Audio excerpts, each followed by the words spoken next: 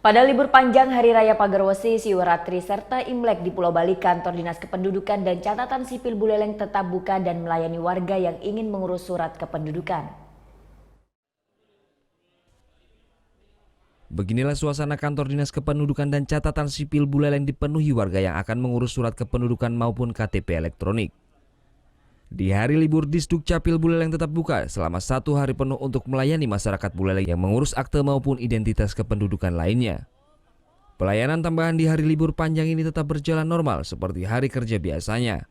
Kepala Dinas Kependudukan dan Catatan Sipil Buleleng, Putu Ayu Reikhan Nurhaini menjelaskan, pelayanan tambahan ini dilakukan karena adanya instruksi dari Gubernur Bali Made Mangkubastike agar masyarakat tetap bisa mengurus identitas diri untuk berbagai keperluan. Jadi sesuai dengan surat edaran Gubernur Bali bahwa kami di Bali melaksanakan kegiatan libur bersama, tetapi khusus kami di Disduk Capil Kabupaten Buleleng melaksanakan pelayanan di hari ini tanggal 26 Januari 2017. Itu tiada lain dan tiada bukan adalah komitmen kami untuk memberikan pelayanan yang membahagiakan bagi masyarakat.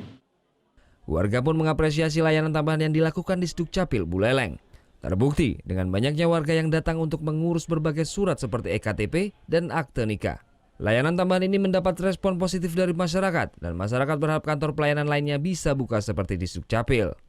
Kalau menurut saya pelayanan sangat bagus karena kami masyarakat kan berjubel biasanya pada hari-hari tidak libur, pada saat ini dibuka juga, jadi kan pelayanannya lebih baik tanpa memandang libur karena masyarakat juga sangat membutuhkan pelayanan yang seperti ini.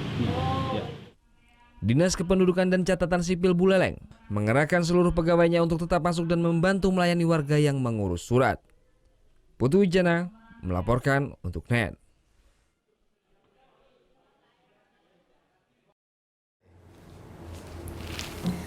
Udah selesai kan nontonnya? Nah, jadi jangan lupa buat like, komen, dan subscribe ya.